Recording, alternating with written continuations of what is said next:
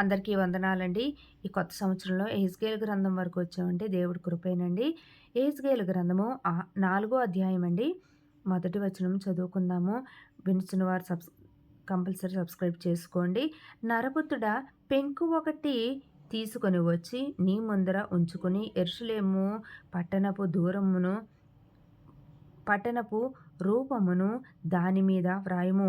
మరియు అది ముట్టడి వేయబడినట్లుగా దాని ఎదుట బురుజులను కట్టినట్లును దిబ్బ వేసినట్లును దాని చుట్టూనున్న ప్రాకారములను కూలగొట్టు యంత్రములున్నట్లును నీవు వ్రాయుము. 3వ వచనమండి.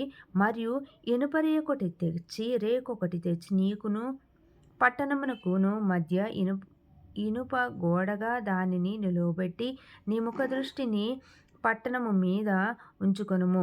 పట్టణము ముట్టడి వేయబడినట్టుగా ఉండును. నీవు దానిని ముట్టడి వేయువాడవుగా ఉందువు. అది ఇశ్రాయేలీయులకు సూచనగా ఉండును. 4వ వచనమండి.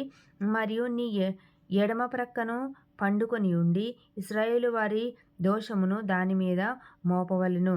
ఎన్ని దినములు నీవు ఆ తట్టు పండుకొందువో అన్ని దినములు నీవు వారి దోషమును భరింతువు. ఇశ్రాయేలు వారి దోషమును నీవు భరించున్నట్లుగా వారు దోషము చేసిన సంవత్సరముల లెక్క చొప్పున నీకు 390 దినములు నిర్ణయించి ఉన్నాను. 6వ వచనమండి. ఆ దినములు గడిచిన తర్వాత కుడి ప్రక్కను పండుకొని ఉండి 40 దినములు యూదా వారి దోషమును భరింపవలెను. సంవత్సరం ఒకటింటికి ఒక దినము చొప్పున నేను నిర్ణయించి ఉన్నాను. ఇలాగూ నీవుండగా యెరూషలేము ముట్టడి వేయబడినట్లు తేరి చూచుచు చొక్కాయిని తీసివేసిన బాహువు చాపి దానిని గూర్చి ప్రకటింపవలెను. 8వ వచనమండి. పట్టణము ముట్టడి వేయబడినట్లు దినములు నీవు రెండవ ప్రక్కను తిరుగక అదే పాటున ఉండునట్లు నిన్ను కట్లతో బంధింతును. 9వ వచనమండి. మరియు నీవు గోధుమలను యవలును కాయ ధాన్యములను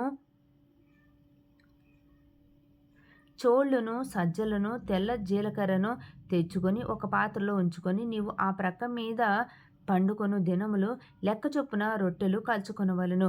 390 దినములు నీవు ఇలాగు భోజనము చేయుచు రావలెను.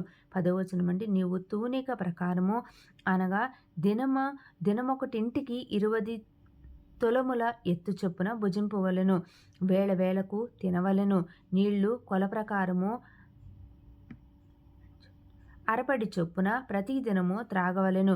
వేళవేళకు త్రాగవలెను. యవల అప్పములు చేసి వారు చూచుచుండగా దానిని మనుష్య మలముతో కాల్చి భుజింపవలెను. 13వ వచనమండి. నేను వారిని తోలివేయు జనములలో ఇశ్రాయేలీయులు ఈ ప్రకారము అపవిత్రమైన ఆహారమును భుజింతురని యెహోవా నాకు సెలవిచ్చెను. 14వ వచనమండి. అందుకు అయ్యో ప్రభువా యెహోవా, నేనెన్నడను అపవిత్రత నొందినవాడను కానే, బాల్యదినము నుండి నేటి వరకును చచ్చిన దానినైనను మృగములు చీల్చిన దానైనను నేను తినినవాడను కానే, నిషిద్ధమైన మాంసము నా నోట ఎన్నడను పడలేదే అని నేననగా. 15వ వచనమండి. ఆయన చూడుము, మనుష్య మలమునకు మారుగా నీకు గోమలము నేను నిర్ణయించి ఉన్నాను. దీనితో నీవు నీ భోజనము సిద్ధపరచుకొనుమని సెలవిచ్చి 16వ వచనమండి. నరపుత్రుడా, ఇదిగో యెరూషలేములో రొట్టెయను ఆధారమును నేను లేకుండా చేసినందున వారు తూనిక ప్రకారంగా బహు చింతతో రొట్టె భుజింతురు.